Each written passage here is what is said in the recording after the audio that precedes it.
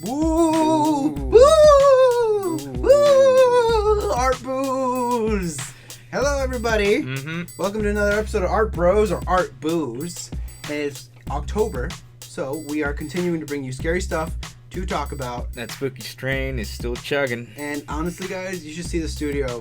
Dave's got all these Halloween things. He's got these skulls all over the place. And I'm not kidding. There's skulls all over the place. Skulls everywhere. Yeah, you really like this stuff. Yeah. And we're getting closer. We're getting closer to Halloween. That means the veil between worlds is even thinner. That rift is ripping apart. Yes, it is. And we're going to talk about a painting that actually kind of illustrates that really well when you think about it. So, first off, we don't know a lot about this painting. There's not a lot of info on it. In English. In English, at least. Yeah, there's not a lot of info in English, but we're going to try our best because we found it, and it's something that I think you guys can already tell why we like it. Why it fits for the month for us. It does. So, let's get this thing started, Fancy Dave. All right.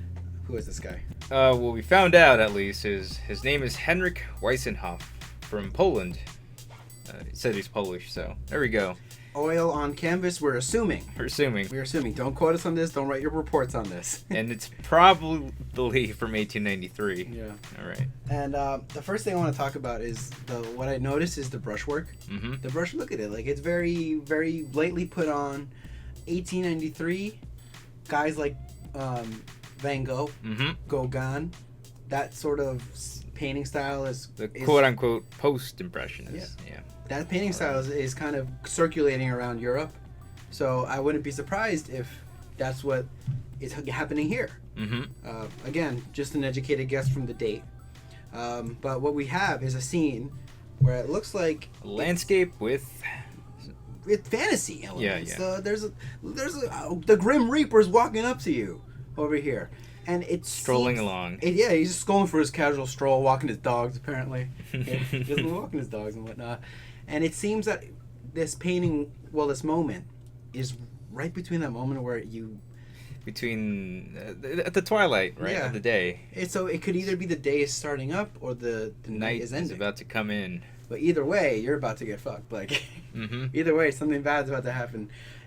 You notice how there's just that suggestion of form, and then around Death's head is where there's more definition. Yeah. It's like he's fading into the scene, or maybe possibly even fading out. Yeah, he's almost like a dream or specter, as the title says. It's like a premonition. Like, it's not something super tangible you can kind of grasp at. It's just something you kind of intuitively think is there. Yeah. I think it's a little psychological in my opinion, because when you say premonition, you think of something, like you said, something that could be there, something that's going to happen. Maybe this person who we are the eyes of this person. Maybe they're so scared because these dogs are howling for some reason. Superstition comes into play. Why are these dogs howling? Is there something in front of me? Oh my God. Do they sense something? Yeah. I want to talk about the movement. Obviously it appears as if the figure is walking towards you, and we have this sense of death. Look in the back with the dog just howling, and then we have another dog in front howling. So already that connects the background and the foreground. And the two structures in the background, I'm assuming houses, are kind of forming a narrow path going that way. There's even like a path that he's kind of you would say he's walking on, but he really looks to be floating on top of these things. Yeah. And you're right. That path is that 1 point perspective thing going on. So going that way. How appropriate that they're using muddy, the terrain is muddy because you can't really see. Yeah, not to mention it's all going towards the warmest area of the painting. Yeah. Besides a few exceptions on the right. But yeah, no, you're right. That's the biggest area. Right. Yeah, it looks like he emerged from this explosion happening in the back. But what do you think is happening here? Do you think that this person actually sees death coming up, or could everything around this person be making this person kind of hallucinate? A premonition. 'Cause that's what I take away from this. Maybe this person sees something that's not really there because everything suggests it. The time of day, the pattern on the floor. You can't tell if there's footsteps there. The howling dogs, because one is howling in the back and one is howling in the front, meaning maybe they're reacting to something that just is passing by. It really plays into that superstition that animals can see, sense things, danger things coming, and whatnot. But yeah, that's what I take from this. Mm-hmm. Do you see it more literal, or do you see it as a fantastical thing? I tend to see it more as fantastical. I mean, it's a specter. It looks like there is a scythe there, so it's most likely the Grim Reaper coming through there. Yeah. Yeah, I mean, it's just because the whole thing feels kind of dead. Besides the two dogs here, like Right. it's very dreary. Like there's very little like life. I guess a little bit of sunlight in the background with the warmer colors, but but it is like there's like a heavy feel to this thing, even though everything is very, I guess, light, and the brushwork here is very airy in a way. Yeah, no, it's very airy. It's very grainy, Mm-hmm. very lightly put on. I'm starting to think of it as a little more like the room for interpretation is big, especially since you and I, we don't know a lot about this painting. Mm-hmm. And I think when we do episodes like these, they're a lot more fun because we can interpret so much. When you see the house, the main house, you see that the light is on and the chimney is going. So one of two things could be happening. Either this is the day ending and people are getting ready to go to sleep and whatnot, or maybe they were up all night.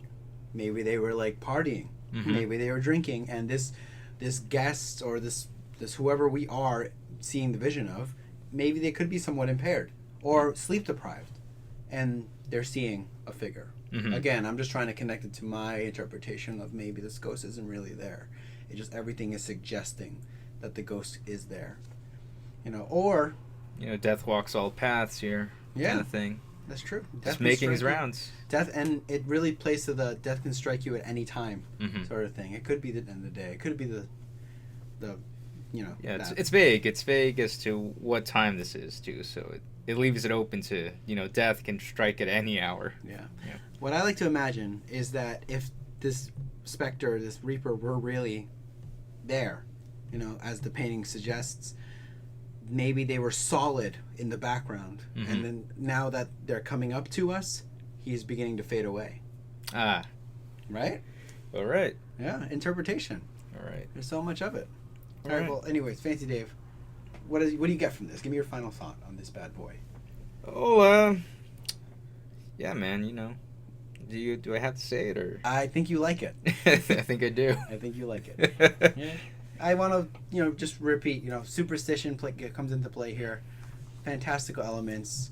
The painting style just matches the 1890s sort of painting going on there. Yeah, and the brushwork just complements so much the figure like a ghostly death. It does. Yeah. Everything, the brushwork works for Yeah, everything. you almost had a spit take when you noticed I was there, didn't you? Yeah. That's right. When I first looked at this thing, I didn't even see the specter there. I just thought it was like a spooky scene. You're very right. And, just mentioning the brushwork before we go, one more time. The same brushwork that is made to make the smoke look real and the clouds look very real is the same brushwork that makes the roof look real, as in like, it's obviously not like a modern roof. It's obviously some sort of like patched up grassy roof. Maybe wheat or so. Thatched roof wood. cottages. Yeah, it's some sort of cottage. That's what I'm saying. Like the brushwork lends itself to everything, and it kind of makes it seem, that everything, you can't really see things in the dark. Mm-hmm. And that's what the brushwork helps do here. Like obviously the poles, those poles in the fence, they're solid material. They're wood, but they don't look it because we can't see at night. Mm-hmm. We can't see what's there. And thank you, brushwork, for bringing that to us. So anyways, that's Henryk Weyssenhoff. Okay, I hope I said it right. Yep. Premonition, 1893. Check this out. Look it up. Mm-hmm. Whatever. And if you can find more info, let us know. Yes, please leave a comment or send us whatever to find. If you guys found something that we don't know, if you know something more about this, just let us know. We'd love to learn more about this thing. It was just fun to talk about. Mm-hmm. So, Dave, where can these people find us? Where could they find Other us? than right here if they subscribe to this awesome channel. Oh man, hit that button because you gotta be cool with cool kids. Yeah, man, you can tell your friends that you can talk about art. Mm-hmm. Yeah. But you can also find us on Facebook. Just search the Art Bros or Art Bros on Facebook. We're probably the only result on that. The only real result. Twitter @art_bros. _bros, and we'll put you up to date there. That's where we're most active. Dave likes to update you with the art world, and I like to update you with my goings on. So yeah. Oh, I forgot to say this. Mike and Fancy Dave.